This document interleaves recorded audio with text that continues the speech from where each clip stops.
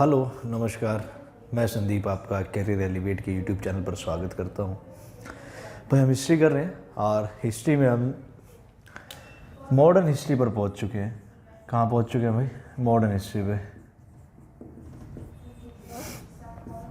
हमने एंशिएंट को ख़त्म किया है, मिडीवल को ख़त्म किया है और मॉडर्न हिस्ट्री का भी मैंने आपको एक दिन ओवरव्यू दिया था लास्ट क्लास में। ठीक है, अब हम उस चीज़ को कंटिन्यू करेंगे कि भाई भारत का जो मॉडर्न इतिहास है, जो ये नया इतिहास है, ये कैसे आगे बढ़ता है। तो सबसे पहले जैसे कि मैंने बताया, भारत की खोज की थी भाई, मतलब भारत आने का जो रास्ता किसने खोजा था, वो थे भाई पुर्तगीज़ लोग। ठीक है, मतलब पुर्तगाली थे जो लोग सबसे पहले भारत वो आए थे। ठीक है, और मैंने आपको ये बताया था, ये आपका अफ्रीका है और यहाँ पे कहीं इंडिया पड़ता है। वर्ल्ड मैप की बात है भाई, और यहाँ पे कहीं पुर्तगाल है, ये पुर्तगाल है, ये इंडिया है, और यहाँ पे कहीं इस पॉइंट पे ये अफ्रीका का जो सबसे नीचे वाला पॉइंट है, अफ्रीका का जो ये वाला पॉइंट है, यहाँ पे कहीं साउथ अफ्रीका के नीचे, यहाँ पे साउथ अफ्रीका है भाई, तो यहाँ पे पड़ता है केप ऑफ गुड होप। ठीक है, तो इसके बाद यहाँ से पुर्तगाली होते हुए और यहाँ से ऐसे, और सबसे पहले जो पुर्तगाली आए थे भारत में, वो कहाँ आए थे भाई? कैलीकट में। कहाँ आए थे? कैलीकट में।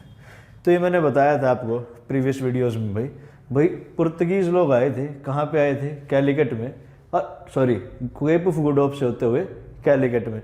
और वास्को डी गामा नाम का व्यक्ति क्या करता है? भारत आने का रास्ता बताता है। कब? 1498 में। और एक स्टोरी है भाई, इसका इतिहासकार ये कहते हैं, जब Vasco da Gama Cape of Good Hope पहुंचा तो उसको यहाँ पे एक गुजराती व्यापारी मिलता है। क्या मिलता है भाई? गुजराती व्यापारी। और वो उसको कहाँ ले जाता है? इंडिया ले जाता है। और जो गुजराती व्यापारी मिलता है, इसका नाम क्या है? इब्न माजिद। क्या नाम है इसका भाई?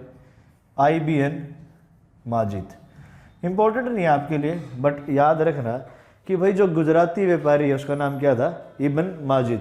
और ये देखो, यहाँ तक पुर्तगीज़ को ये रास्ता तो पता ही था, केप ऑफ गुड होप तक का, तो बट उसे कहाँ का रास्ता नहीं पता था? केप ऑफ गुड होप से इंडिया जाने का रास्ता नहीं पता था। पर ये जो गुजराती व्यापारी था इब्न माजिद, ये हेल्प करता है इन्हें कहाँ पहुँचने में? कैलीकट पहुँचने में। ठीक है, अब जब ये यहाँ पे पहुँच जाता है, अब देखना भाई, जो आपका ये पुर्तगीज़ व्यापारी था, सॉरी वास्को डी गामा था, जो गुजराती व्यापारी की मदद से कहाँ पहुँच गया? कैलीकट पहुँच गए। और कैलीकट जाके क्या होता है भाई? ये व्यापार करता है, कुछ सामान अपना देता है, वहाँ से लेता है। तो वहाँ से ये मसाले लेता है भाई। भारत मसालों के लिए फेमस था, और इतिहासकार किताबों में ऐसा लिखते हैं कि भाई 60 गुना, मतलब 60 गुना, 60 मल्टीपल कर लो उस अमाउंट का, जितना ये इन्वेस्ट करता है इतना इसे प्रॉफिट होता है अपने वहाँ जब ये पहुँच जाता है उस चीज़ को बेच के। सोचना, अगर आप 100 रुपये लगा रहे हो तो 100 का 60 गुना क्या होगा भाई? 2 और 1 6000। तो 100 रुपये लगा के कितना रुपये कमाया जा रहा था भाई? 6000 रुपये कमाया जा रहा। तो इनको ये समझ आ गया कि भाई भारत से व्यापार के जो संबंध है वो अच्छे बना लिया जाए तो भाई बहुत पैसा कमाया जा सकता है। तो इसी प्रकार से जब वास्को डी गामा को भारत का रूट बता देता है, अब पुर्तगीज़ लोग क्या सोचते हैं कि भाई, जो पुर्तगाली लोग हैं ये सोचते हैं कि भाई क्यों ना भारत के साथ और ज़्यादा व्यापार बढ़ाया जाए। तो इसी के, अब कौन था भाई? पुर्तगीज़ थे। ये कब आया भाई? 1498 में। तो इसके बाद धीरे धीरे आना जाना स्टार्ट हो जाता है। अब 1500 में चले जाएंगे भाई। अब जब वहाँ पे पहुँचेंगे तो ये अपना फर्स्ट गवर्नर बना देते हैं भारत में, और उनका नाम है भाई, 1505 की बात है। कब की बात है? 1505 की। और अपना ये फर्स्ट गवर्नर बनाते हैं जिनका नाम है भाई फ्रांसिस्को डी अल्मेडा। बड़ा इंपॉर्टेंट है भाई, बहुत बार आपसे पूछा गया है कि जो फर्स्ट गवर्नर है, जो फर्स्ट गवर्नर है किसका? पुर्तगीज गवर्नर भाई, पुर्तगाली गवर्नर था जो, उसका क्या नाम है भाई? Francisco de Almeida. ठीक है, तो सबसे पहले जो पुर्तगाली गवर्नर बनाते हैं वो किसको बनाते हैं भाई? फ्रांसिस्को डी अल्मेडा को। और ये जब अपनी भाई जो पहली फैक्ट्री भी जो सेटअप करते हैं ना, ये कहाँ करते हैं भाई? कोचीन में लगाते हैं। जो पुर्तगीज जो अपनी फर्स्ट फैक्ट्री सेटअप करते हैं वो कहाँ करते हैं भाई? कोचीन में, ठीक है। और फ्रांसिस्को डी अल्मेडा जब भारत आता है और इसका भाई जो स्वागत करता है ना, जो वहाँ का एक लोकल राजा होता है, जिसको पुर्तगाली जो इतिहासकार है वो किसके नाम से जानते हैं? जैमोरिन के नाम से जानते हैं भाई। और जैमोरिन नाम का राजा भारत के इतिहास में नहीं हुआ भाई, वहाँ का जो राजा था उसका नाम ये बोल नहीं पाते थे, तो इसीलिए उन्होंने खुद अपना एक नाम रख दिया उस राजा का, लोकल राजा का। क्या रख दिया भाई? जैमोरिन। और जैमोरिन इनका स्वागत करता है, इन्हें रहने की जगह देता है भाई। इस प्रकार से देखो क्या होगा, पुर्तगीज की भारत में एंट्री हो जाती है भाई। आपके लिए इतना ही इंपॉर्टेंट है कि भाई कौन लोग आते हैं, क्या क्या चीज़ें होती हैं। इसके बाद एक और है, अगर याद रखना चाहो, एक अल्बर्क करके है भाई, जो सेकंड गवर्नर बनता है। मैं नाम लिख देता हूँ, अल्बुर्क। अगर आप किसी को याद रखना है तो ये कौन बनते हैं? अल्फांसो अल्बर्क है इनका पूरा नाम वैसे, अल्फांसो अल्बर्क। ये क्या है भाई? Second governor. अगर याद रखना चाहो तो रख सकते हो। बाकी एग्जाम में भाई क्या आता है? फर्स्ट गवर्नर, और उसका नाम क्या है? फ्रांसिस्को डी अल्मेडा, ठीक है। और फ्रांसिस्को डी अल्मेडा एक पॉलिसी चलाता है जिसे कहते हैं भाई ब्लू वाटर पॉलिसी। क्या होती है? Blue water policy. भाई ये ब्लू वाटर पॉलिसी कुछ नहीं है, सिर्फ इतना सी चीज़ याद रखना भाई, भारत के नीचे क्या पड़ता है? हिंद महासागर, जिसे आप इंडियन ओशन के नाम से जानते हो भाई। इसने बोला भाई देखो, व्यापार करना है तो पानी के रास्ते से आ रही थी, ये भारत है, मैंने बताया ये आपका अफ्रीका है, यहाँ पे कहीं भारत पड़ता है, और ये सारा क्या आपका? Indian ocean. तो इसने बोला कि जो ये इंडियन ओशन है, इसमें जो भी ट्रेड होगा वो बड़े शांति प्रिय ढंग से होगा भाई, हमें लड़ाई नहीं चाहिए भाई। ये क्या थे? एक व्यापारी थे, ये राज करने के मकसद से भारत में नहीं थे। और यहाँ पे भी इन्होंने समझदारी दिखाई, इन्होंने किसी के साथ युद्ध नहीं लड़ा, आए, व्यापार किया और चले गए, ठीक है। इस तरीके से इनके बीच में चलता रहा भाई। मैंने पहले जब क्लास में बताया था, प्रीवियस वीडियोज़ में बताया है कि सबसे पहले कौन यूरोपियन कंपनी भारत में आई थी? सबसे पहले आए थे पुर्तगीज, उनके बाद कौन आया भाई? डच, और डच के बाद कौन आता है? ब्रिटिश, ठीक है। ब्रिटिश के बाद ही मैंने बताया था भाई फ्रेंच और ये सारे आए लोग आएंगे, ठीक है। अब एक चीज़ ध्यान रखना, ब्रिटिश को छोड़ के, मतलब इंग्लैंड वालों को छोड़ के, भारत में राज करने के मकसद से कोई भी नहीं आया था। तो इनके बाद जो डच आते हैं भाई, डच भी लोग आएंगे, थोड़ा टाइम रहेंगे भारत में, पर ब्रिटिश लोग आके क्या करते हैं? इनके साथ युद्ध करते हैं और इनको भगा देते हैं, ठीक है। और इसी तरीके से अब एक छोटी सी इंपॉर्टेंट स्टोरी ये याद रखना भाई, कि अंग्रेजों को भारत आने का रास्ता कैसे पता चला, उसके बारे में जानकारी देखते हैं। मैं बताता हूं आपको क्या हुआ। थोड़ा सा मैप बनाना पड़ेगा, वर्ल्ड मैप, अगर किसी के पास है घर में तो उसको देखना। जैसे मान लो ये भारत है, यहाँ का ये अफ्रीका है, और यहाँ मैंने बताया था भाई क्या है? यूरोप स्टार्ट होती है, यह है पुर्तगाल आपका, और पुर्तगाल के यहीं कहीं कहीं है ब्रिटिश, मतलब ब्रिटेन, यूके लिख लेते चलो इसको, ठीक है। अब यहाँ पे आपका मैंने क्या बताया, क्या है? Cape of Good Hope. एक बार क्या होता है भाई, एक पुर्तगाल का व्यापारी भारत से ट्रेड करके वापस जा रहा होता है, और यहीं पे एक यूके का बंदा होता है, एक इंग्लैंड का बंदा होता है, जिसका नाम है ड्रेक। क्या नाम है इसका? ड्रेक।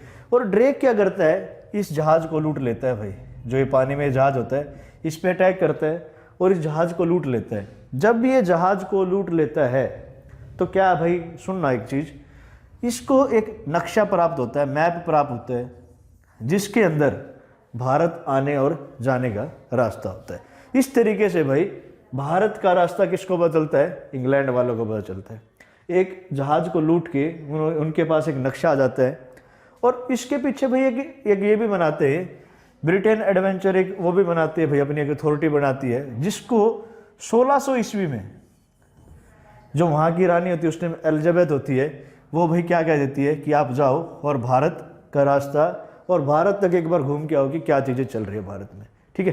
और एक चीज़ मैंने आपको बताई भी थी कि जब जहांगीर का टाइम होता है भाई, जहांगीर का पीरियड होता है, उस टाइम भारत में लोग आते हैं, तो सबसे पहले एक बात लिखेंगे कि सबसे पहले 1608 में भारत कौन आता है? ईस्ट इंडिया कंपनी की तरफ से कौन आएगा भाई? Captain Hawkins. कौन आएगा? Captain Hawkins. और ये याद रखना भाई, ये किसके टाइम पीरियड में आया था? ये आया था जहांगीर के टाइम पीरियड में। इसके बाद चलेंगे भाई, कौन आएगा? 1615 में एक और व्यक्ति आता है इंग्लैंड की तरफ से, ब्रिटेन की तरफ से, 1615 में। उनका नाम क्या है? थॉमस रॉय। क्या नाम है? थॉमस रॉय। याद रखना है, सबसे पहले कौन आया? Captain Hawkins. फिर कौन आया भाई? थॉमस रॉय। भाई एक इसके बाद की और छोटी सी स्टोरी है। जब 1608 में आते हैं तो इनको परमिशन लेनी पड़ती है भाई। भैया आते हैं, ऐसा तो नहीं है कि यहाँ पे साम्राज्य चल रहा है, आप समझना भाई। ये लोग जब यहाँ पे आए कि भाई क्या चलेगा यहाँ पे, साम्राज्य आपको भारत में स्थापित करना है, तो आपको क्या चाहिए? वहाँ के राजा से बात करनी पड़ेगी पहले। अगर आप जब राजा से बात करोगे, अगर वो हाँ बोलेगा ना बोलेगा, तभी तो आप बिजनेस क्रिएट कर पाओगे। ठीक है, तो जब ये इनके दरबार में आता है तो इनको पहले परमिशन मिलती है कि आप फैक्ट्री कहाँ लगा सकते हो, सूरत के अंदर। तो मैंने प्रीवियस वीडियो में आपको बताया था कि भाई याद रखने की ट्रिक क्या है? एसएमएस। एसएमएस से याद रखना है, सबसे पहले जो फैक्ट्री सेटअप होगी कहाँ होगी भाई? सूरत में। फिर उसके बाद कहाँ होगी? मछलीपट्टनम में। और फिर दोबारा कहाँ होगी? सूरत में। भाई ये जो सूरत वाली फैक्ट्री है 1608 में होती है, और ये मैंने बताया था किसी कारणवश बंद हो जाती है तो इसको दोबारा चलाते हैं।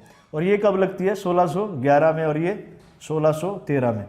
मतलब दोबारा उसी जगह ये फैक्ट्री लगा के काम स्टार्ट करते हैं। तो हम भाई पहुंच चुके हैं, मैंने बताया। सबसे पहले पुर्तगीज़ आते हैं। पुर्तगीज़ का नेतृत्व कौन करता है भाई? आपके वास्को डी गामा। 1498 में भारत आ जाते हैं। फिर उनका फर्स्ट गवर्नर बनता है फ्रांसिस्को डी अल्मेडा। फिर उनका सेकंड गवर्नर आता है अल्फांसो। ठीक है भाई, इस तरीके से चलते रहेंगे। डच आए, डच को अंग्रेज भगा देते हैं, खुद अपना कब्जा स्थापित करने का प्रयास करते हैं। और कैप्टन हॉकिंस आता है, फैक्ट्री की डिमांड करता है, उसको मिल जाती है। वही 1608 में बनाते हैं, फिर दूसरी 1611 में बनाते हैं, फिर 1613 में बनाते हैं। और पुर्तगीज सबसे पहले अपनी फैक्ट्री कहाँ सेटअप करते हैं? कोचीन में। ठीक है, इतनी बात समझ आ चुकी होगी भाई। आगे चलेंगे। इसी बीच में भाई एक बहुत बड़ी चीज़ हो जाती है। हम बात कर रहे हैं कब की? 1668 की। कब की बात कर रहे हैं भाई? 1668 की। 1668 में क्या होगा? जो पुर्तगाली एक राजकुमारी है कैथरीन, क्या नाम बताया भाई मैंने? कैथरीन। और ये कहाँ की थी भाई? पुर्तगीज थी। इसकी शादी हो जाती है किसके साथ? जो ब्रिटेन के राजकुमार है भाई, उनका नाम है चार्ल्स टू। मतलब उस टाइम जो किंग होंगे भाई, उनका नाम है चार्ल्स टू। इन दोनों की शादी हो जाती है। और पुर्तगाली क्या करते हैं? मुंबई को, जो आज आपका मुंबई है भाई, बम्बई, उस टाइम मुंबई को क्या करते हैं भाई? दहेज में दे देते हैं। किसको? चार्ल्स टू को। ठीक है, 1668 की बात है। कैथरीन नाम की पुर्तगाली राजकुमारी होती है, उसकी शादी किसके साथ हो जाती है? चार्ल्स टू के साथ हो जाती है। और पुर्तगाली लोग क्या करते हैं भाई? मुंबई की किस में दे देते हैं? दहेज में दे देते हैं इंग्लैंड वालों को। आगे चलेंगे भाई, इसको रब करेंगे अब आगे। ठीक है, अब कहाँ पहुंच चुके हैं हम? 1668 में पहुंच चुके हैं। तो मैं इसको रब कर रहा हूं भाई। देखना, अब आपको व्यापार करना है तो एक वेस्ट बंगाल की तरफ से चलते हैं। तो एक आता है भाई हुगली पोर्ट। क्या आता है? हुगली पोर्ट। और ये बड़ा इंपॉर्टेंट है। हुगली पोर्ट क्या है भाई? आपको आने जाने के लिए समुद्र का रास्ता था ही। और ये हुगली पोर्ट पे भाई सबसे ज़्यादा क्या दिक्कत आती थी? टैक्स कलेक्ट करते थे। तो आपको याद रखना है कि हुगली पोर्ट कहाँ है, किस तरीके से है। आगे एक पॉइंट और है भाई 1639 में, 1639 में क्या होगा? सेंट जॉर्ज फोर्ट की स्थापना होगी। 1639 में सेंट जॉर्ज फोर्ट का निर्माण कराता है। कौन कराती है भाई? East India company. ये भी पॉइंट याद रखना है भाई। हुगली पोर्ट भाई किस लिए इंपॉर्टेंट है? टैक्स के लिए। और सबसे ज़्यादा कहते हैं भाई उस टाइम टैक्स कहाँ से मिलता था, हुगली पोर्ट से। अब भारत का इतिहास भाई आगे चलता जा रहा है, तो जो बंगाल के नवाब होते थे उस टाइम, उनके बारे में थोड़ी सी बात करते हैं। भाई उस टाइम की बात है, एक युद्ध होता है, मैंने बताया था भाई जब क्लास स्टार्ट हो रही थी, 1757 में एक युद्ध होता है। कौन सा युद्ध होता है भाई? Battle of Plassey. प्लासी का युद्ध होता है कब भाई? 1757 में। भाई जिसने ये वीडियो नहीं देखी है वो लास्ट वीडियो जरूर देखना। उसके अंदर क्या है, मैंने आपको मॉडर्न जो हिस्ट्री है वो सारी की सारी ये बताई है वो किस प्रकार से चलेगी, ठीक है। तो मैंने अभी बताया कि भाई 1757 की बात है, क्या होता है? Battle of Plassey. प्लासी का युद्ध होता है भाई कब? 1757 में। किस किस के बीच में होता है भाई? रॉबर्ट क्लाइव वर्सेस किसके बीच में? सिराज उद दौला। याद रखना भाई, किस किस के बीच में होता है? सिराज उद दौला। भाई रॉबर्ट क्लाइव इसमें जीत जाता है, सिराज उद दौला की हार होती है। और सबसे बड़ा रीज़न ये है कि जो सिराज उद दौला का सेनापति है उनका नाम है मीर जाफर। क्या नाम है? मीर जाफर। ये इनसे गद्दारी कर देता है, जिसकी वजह से सिराज उद दौला हार जाता है। ये सब जो पॉइंट है चलो मैं बता दूंगा, ये जीत गया हार गया, क्यों हारा वो भी बताता हूँ। और ये जो बैटल ऑफ प्लासी है ये क्यों हुई ये भी मैं बताता हूँ आपको, ठीक है। अब बैटल ऑफ प्लासी क्यों होती है, इसकी एक स्टोरी बड़ी दिलचस्प है। 1756 की बात चलते हैं भाई, 1757 में भी होता है, 1756 में चलते हैं। इस टाइम क्या होता है भाई, एक ब्लैक होल ट्रेजेडी होती है। क्या कहते हैं वैसे? Black hole tragedy. इतिहास में बड़ी फेमस है भाई ये। और ये कब होती है? 20/6/1756 में, ठीक है। याद रखना भाई, ब्लैक होल ट्रेजेडी होती है कब होती है? 1756 में। एक 18/14 का कमरा होता है। कितने का भाई?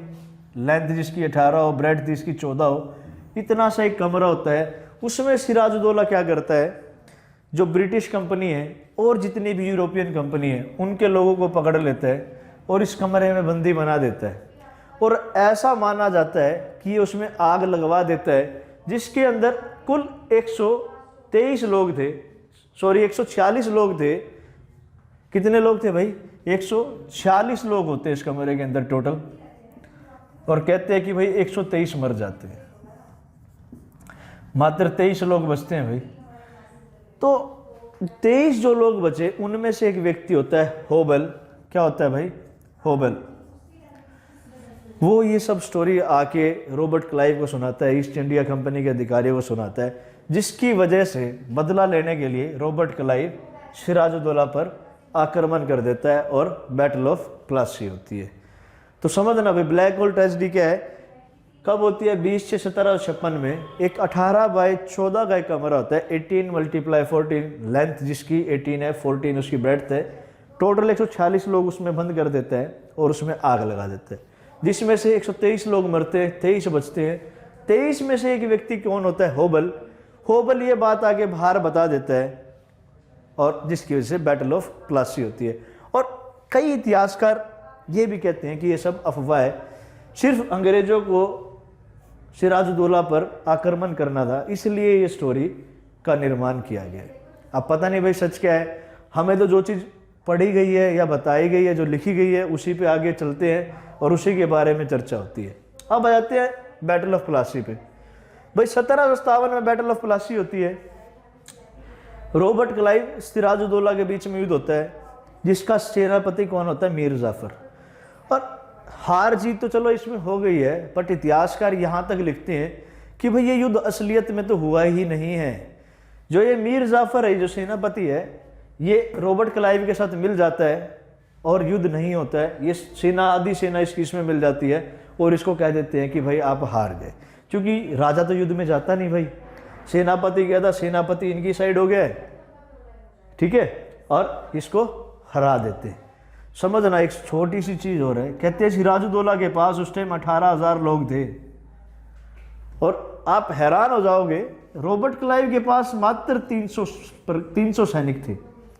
सिराजुद्दौला की आर्मी के अंदर 18,000 लोग हैं, रॉबर्ट क्लाइव के पास 300 आदमी है, और फिर भी रॉबर्ट क्लाइव जीत गया। देखना भाई, इसलिए इतिहास में कहीं जगह ये भी लिखा है कि ये असली में युद्ध हुआ ही नहीं, मीर जाफर सरेंडर कर देता है और सिराजुद्दौला इस प्रकार से हार जाता है। समझ आई बात? तो अब आगे चलेंगे भाई। अब मीर जाफर क्या है, एक इसका सेनापति था, सिराजुद्दौला हार गया। अब नेक्स्ट जो रूलर बनाते हैं, जो रूल बने, जो मतलब बंगाल पर राज करेगा, वो कौन करेगा भाई? मीर जाफर। अब एक चीज ध्यान रखना भाई, रॉबर्ट क्लाइव का मकसद क्या था? बंगाल पर राज करना। एक स्टोरी यहाँ पे एक ऐड करना चाहूँगा। ये क्या करता है भाई, इसका मन शुरू से ही दिल में था कि मुझे बंगाल पर राज करना है, और जब ये प्रोसेस स्टार्ट करता है, ये सिराजुद्दौला की जो आर्मी में एक गुप्तचर भेज देता है, स्पाई भेज देता है, और उसको कहता है कि ऐसा व्यक्ति सेलेक्ट करो कि जो पैसों के लिए कुछ भी कर सकता हो। तो भाई उसको सबसे बढ़िया जो व्यक्ति लिखता है वो मीर जाफर है, और मीर जाफर से ये मीटिंग करते हैं और मीर जाफर को अपनी साइड में कर लेते हैं, जिसकी वजह से सिराजुद्दौला हार जाता है। और भाई जो सिराजुद्दौला ना, ये अलवर्दी खान का ग्रैंडसन है, और ये जो अलवर्दी खान है, ये भाई जो आपका मुगल काल है, उन्हीं के राजाओं में से एक थे। ठीक है, तो सिराजुद्दौला के बारे में ये सब चीज़ें थी। हम मैंने बताया भाई कौन जीत गया? Robert Clive. और रॉबर्ट क्लाइव के बारे में एक चीज़ याद रखना भाई, एग्जाम में एक पॉइंट आता है, फर्स्ट गवर्नर ऑफ बंगाल कौन होते हैं? फर्स्ट गवर्नर ऑफ बंगाल, तो आपका आंसर क्या आएगा? Robert Clive. ऐसे ही भाई लास्ट गवर्नर ऑफ बंगाल भी होगा, वो आएगा आपका वॉरेन हेस्टिंग। इसके बाद गवर्नर जनरल बनते हैं, तो फर्स्ट गवर्नर जनरल कौन बनेगा बंगाल का? कौन बनेगा? Warren Hasting. फिर लास्ट बनेगा, फिर भाई गवर्नर जनरल इंडिया के आएंगे, फिर वॉइसरॉय की पोस्ट आएगी। वो सारी बातें हम बाद में करेंगे। ठीक है, अभी इतना ध्यान रखो भाई, बैटल ऑफ प्लासी हो जाती है कब? 1757 में। कौन जीतता है? Robert Clive. हार कौन जाता है? सिराजुद्दौला।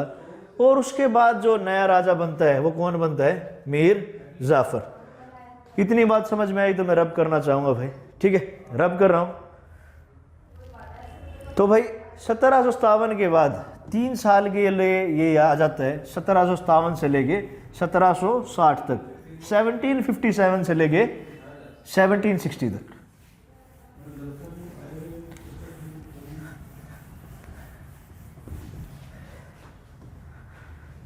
तो लिखेंगे भाई 1757 से 1760 के बीच की बात। क्या होगा? मीर जाफर को भाई अंग्रेज क्या बना देते हैं? राजा बना देते हैं। और इतिहास में भाई ऐसा लिखा जाता है, जो पहला कठपुतली नवाब है, मतलब ये सिर्फ नाम का राजा था, असली में तो इसको अंग्रेज ही चलाते थे। जो अंग्रेज कहते थे वही काम ये करता था। तो लिखेंगे फर्स्ट पॉइंट, कठपुतली राजा।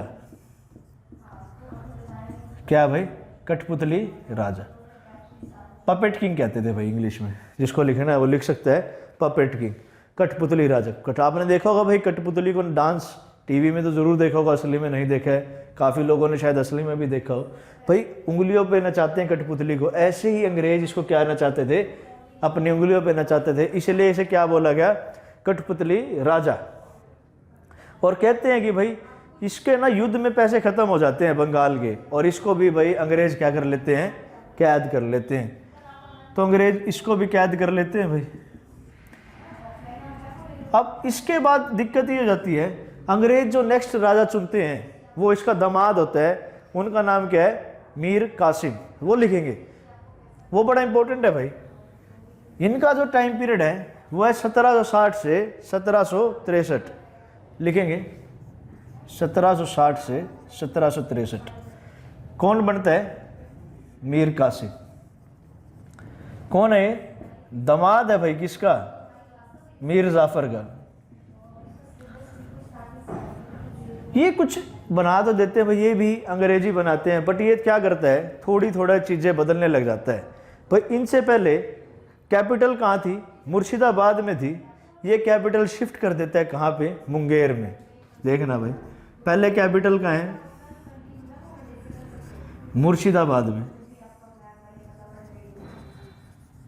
ये शिफ्ट कहाँ कर देता है? मुंगेर में। और मुंगेर कहाँ पड़ता है भाई? बिहार में। ठीक है, इतनी बात समझ में आई। सबसे पहला पॉइंट तो इसका यही याद रखना है, बहुत इंपॉर्टेंट है भाई, एग्जाम में आता है कि मुर्शिदाबाद से कैपिटल शिफ्ट मुंगेर कौन करता है? तो आपका आंसर क्या आएगा भाई? मीर कासिम। दूसरा क्वेश्चन आता है भाई मीर जाफर का दामाद कौन था? तो आंसर आएगा मीर कासिम।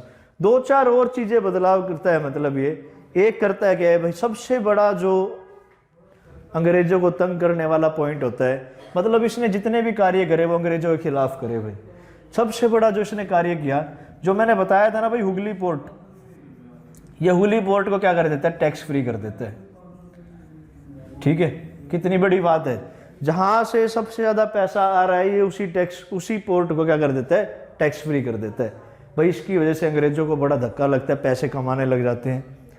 फिर क्या करता है, सुनना भाई, बड़ा इंपॉर्टेंट है, जितने इंडियंस व्यापारी थे, भारतीय व्यापारी थे, जितने इंडियंस ट्रेडर्स थे, उनके टैक्स में भी कटौती कर देता है, मतलब टैक्स कम कर देता है। और एक और चीज हैरानी की बात यह है भाई, जितने आपके ब्रिटिश ट्रेडर थे उनके टैक्स ये इंक्रीज कर देता है। देखना भाई, हुगली पोर्ट को टैक्स फ्री कर दिया, इंडियन ट्रेडर्स के टैक्स कम कर दिए, ब्रिटिश ट्रेडर्स के टैक्स बढ़ा दिए, कैपिटल शिफ्ट कर दी भाई। ये जितने भी इसने काम करे अंग्रेजों को पसंद नहीं आए। ठीक है, अंग्रेजों को एक भी काम इनमें से पसंद नहीं आया। तो अंग्रेज क्या करते हैं भाई, इसको हटा देते हैं। अब ये भी कहाँ चुप बैठता भाई, मीर कासिम क्या करता है? विद्रोह कर देता है और ये कहाँ चला जाता है? दिल्ली चला जाता है भाई। जब दिल्ली जाता है उस टाइम भी मुगल काल चल रहा होता है, और मुगल के भाई जो एम्परर होते हैं उस टाइम वो होते हैं शाह आलम सेकंड। कौन होते हैं भाई? शाह आलम सेकंड। इसके बीच की बात है भाई, आपसे मैं पूछना चाहूंगा 1761 में भारत के इतिहास में क्या हुआ है भाई? 1760 और 63 मैंने लिखा है, 1760 और 1763 मैंने लिखा है। इसके बीच में एक ईयर आएगा 1761। आप सबको कमेंट सेक्शन में आंसर करना है कि भाई 1761 में ऐसा क्या हुआ है भारत के इतिहास में। सबसे बड़ी चीज पूछ रहा हूँ, छोटी मोटी घटनाएं नहीं पूछ रहा हूँ कि 1761 को क्यों याद किया जाता है भाई। चलो आगे चलेंगे इसके बीच में भाई। अब क्या होगा, मैंने बताया भाई मीर कासिम ने ये सब पॉइंट्स रखे, अपने बदलाव किए जो अंग्रेजों को पसंद में नहीं आते। अब क्या होगा, ध्यान देना भाई, इसकी वजह से क्या होता है, अब ये दिल्ली जाता है, शाह आलम से मिलता है, तो उसकी वजह से 1764 में 1764 में होता है भाई आपका बैटल ऑफ बक्सर, बक्सर का युद्ध। लिखेंगे 1764 में क्या होता है भाई? बक्सर का युद्ध, बैटल ऑफ बक्सर। और बैटल ऑफ बक्सर बड़ी इंपॉर्टेंट है भाई, आपसे कई बार पूछा गया एग्जाम में कि बैटल ऑफ बक्सर किस किस के बीच में हुई है। तो ब्रिटिश की तरफ से कौन लड़ा भाई? Hector Munro. कौन लड़ा? Hector Munro. और किस किस के बीच में युद्ध हुआ भाई? एक तो मीर कासिम तो है ही भाई, मीर कासिम के साथ, मीर कासिम को तो आना ही है। और कौन था? शाह आलम सेकंड। ये कौन था भाई? ये मुगल था। एक, दो, और तीसरा व्यक्ति कौन आता है भाई? तीसरा व्यक्ति का नाम है शाह शुजा-उद-दौला। शुजा-उद-दौला भाई, सिराज-उद-दौला से कंफ्यूज मत होना, ये शुजा-उद-दौला है। ये कहाँ के नवाब है भाई? अवध के। दोबारा बता रहा हूं भाई, बैटल ऑफ बक्सर होता है 1764 में। क्यों होता है? कि भाई जितनी पॉलिसीज वो लाता है, कौन लाता है? मीर कासिम। उससे अंग्रेज खुश नहीं होते और इसको हटा देते हैं। मीर कासिम कहाँ जाता है? शाह आलम के पास, और कहता है भाई मेरी मदद करो, मेरे को बंगाल वापस चाहिए। और ब्रिटिश की तरफ से कौन आता है? हेक्टर मुनरो आता है भाई स्पेशल। और ये अकेला, ये इन तीनों के खिलाफ युद्ध होता है। बताओ कौन जीता होगा भाई? चलो मैं ही बताता हूँ भाई, आप तो नहीं बताओगे। कौन जीतता है? Hector Munro. और ये तीनों हार जाते हैं। देखना भाई, इतनी बड़ी शक्ति ये तीन लोग आके भी इसको हरा नहीं पाते। तो बैटल ऑफ बक्सर में कौन जीता आता है? Hector Munro. और भाई ब्रिटिश और ज़्यादा स्ट्रांग हो जाते हैं भारत के अंदर। अब आगे चलेंगे भाई, जब ये युद्ध खत्म होता है ना तो भाई ट्रीटी ऑफ इलाहाबाद होती है नेक्स्ट ईयर। क्या होती है? Treaty of Allahabad. बड़ी इंपॉर्टेंट है भाई ये ट्रीटी ऑफ इलाहाबाद। 2 ट्रीटी होती है इलाहाबाद में, ठीक है। 2 ट्रीटी होंगी, एक होंगी भाई 16/8/1765 और एक है भाई 12/8/1765।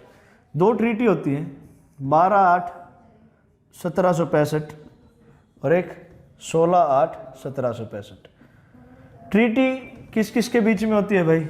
रॉबर्ट क्लाइव दोबारा आ जाता है, रॉबर्ट क्लाइव के बीच में होती है और आपके शाह आलम द्वितीय के बीच में होती है, ठीक है। ये 2 ट्रीटी होती है। ये 17/12/8 को किस किस के बीच में होती है भाई? शाह आलम और रॉबर्ट क्लाइव के बीच में। ये जो ट्रीटी होती है ये होती है शुजा-उद-दौला और किसके बीच में? रॉबर्ट क्लाइव के बीच में। अब देखना भाई इस ट्रीटी में क्या हुआ। जब 12/8/1765 की बात करेंगे तो इसमें ये कह देते हैं भाई जो भी दीवानी के राइट्स हैं, दीवानी राइट्स, दीवानी राइट्स का मतलब ये है कि भाई जितना भी पैसा ये इकट्ठा कर रहे थे वो किसको मिलेगा? अब अंग्रेजों को मिलेगा भाई, ठीक है। तो सबसे पहला पॉइंट अंग्रेज ये रखते हैं क्योंकि ये हार गए थे भाई। अब ट्रीटी ऑफ इलाहाबाद हुई इसलिए थी कि भाई जो चेंजेस करने आप कर सकते हो। तो भाई शाह आलम को साइन करना पड़ा रॉबर्ट क्लाइव के साथ कि भाई दीवानी राइट्स आपको किसको देने पड़ेंगे? रॉबर्ट क्लाइव को, मतलब अंग्रेजों को सबमिट, ईस्ट इंडिया कंपनी को आपको देने पड़ेंगे। और अब जो भी टैक्स होगा, पहले राजा कलेक्ट करता था और राजा आगे ईस्ट इंडिया कंपनी को देता था। अब क्या होगा? डायरेक्ट जो टैक्स होंगे, जो भी डायरेक्ट टैक्स लोगों से इकट्ठा होंगे, वो कौन कलेक्ट करेगा भाई? सीधा ईस्ट इंडिया कंपनी कलेक्ट करेगी।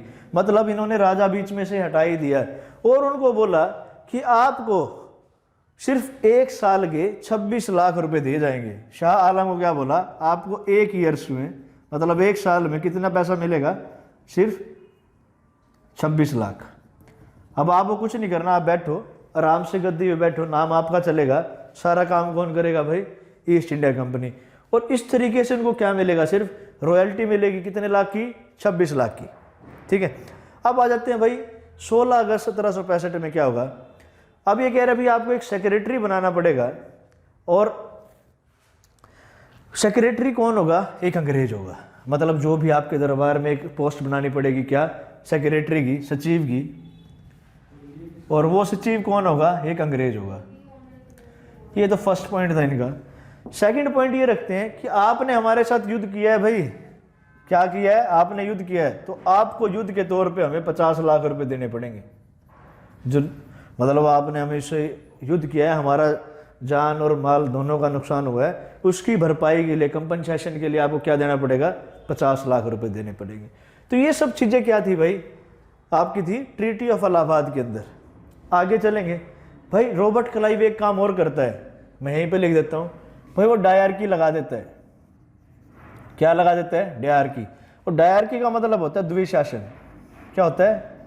द्विशासन। द्विशासन का मतलब है भाई जहां पर भी 2 लोग मिलकर राज करते हैं। तो द्विशासन का मतलब समझना, 2 लोग राज करेंगे, एक तो ब्रिटिश राज करेगा, दूसरा कौन राज करेगा? हमारे इंडिया के राजा भाई, किंग्स राज करेंगे। इन्होंने 2 तरीके से डिवाइड करवा दी। जो रिवेन्यू का काम है, जितना भी पैसे का काम है, वो तो कौन देखेगा? ब्रिटिश देखेंगे। और एडमिनिस्ट्रेटिव जो भी भाई छोटे मोटे रूल रेगुलेशन है, बाकी करते तो वो भी अंग्रेजी थे, बट उनको बोला कि एडमिनिस्ट्रेशन आप देखो भाई। ये उस टाइम का क्या था भाई? द्वैव शासन, डायरकी थी भाई। तो डायरकी भी लगा देते हैं। ट्रीटी ऑफ इलाहाबाद में भी मैंने बताया कि भाई 12/8/65 में क्या होगा? शाह आलम द्वितीय और रॉबर्ट क्लाइव के बीच में हस्ताक्षर होते हैं। क्या होंगे भाई? दीवानी राइट्स किसके पास चले जाएंगे? ईस्ट इंडिया कंपनी के पास चले जाएंगे। और 1 साल के आपको क्या मिलेंगे? 26 लाख रुपए मिलेंगे और आप आराम से रहो, ठीक है। शुजा-उद-दौला के साथ तो और गंदा काम करते हैं, बुरा करते हैं भाई। सचिव कहेंगे आपके दरबार में कौन होगा? एक अंग्रेज होगा और आपको क्या देने पड़ेंगे? 50 लाख रुपए देने पड़ेंगे। क्यों? क्योंकि आपने हमसे युद्ध किया था। और द्वैत शासन का मतलब मैंने बताया भाई, दो लोग शासन करेंगे मिलकर एक जगह पे, ब्रिटिश और वहाँ के राजा। जितना भी पैसे का काम है कौन संभालेगा? ब्रिटिश। और जो भी वहाँ पे भाई रूल रेगुलेशन की बात होगी वो कौन संभालेंगे? राजा संभालेंगे। तो आज मैंने आपको बताया भाई पुर्तगीज़ कैसे एंटर करते हैं, डच आते हैं, फिर आप मैंने बताया कि भाई कैसे अंग्रेज़ों को भारत आने का पता चलता है, कि कैसे कैसे भाई। फिर मैंने आपको बताया भाई बैटल ऑफ प्लासी कैसे होती है, बैटल ऑफ बक्सर कैसे होती है, ट्रीटी ऑफ इलाहाबाद तक हम आ चुके हैं। तो इसके बाद हम आगे चलेंगे। 1773 का रेगुलेटिंग एक्ट है, वो हम नेक्स्ट क्लास में करेंगे, ठीक है। और जो भी भाई प्रीवियस वीडियोस नहीं देख रहे, पहले इस वीडियो को देखने से पहले प्रीवियस वीडियोस जरूर देखना। और आज की वीडियो में सिर्फ मैंने आपसे एक ही क्वेश्चन पूछा है, वो क्या पूछा है कि भाई 1761 में भारत के इतिहास में ऐसा क्या हुआ है, जो मैं डेट बार बार आपसे पूछ रहा हूँ, मतलब जो ये ईयर में आपसे पूछ रहा हूँ। तो जरूर आंसर करना भाई। चलो मिलते हैं नेक्स्ट क्लास में। Thank you.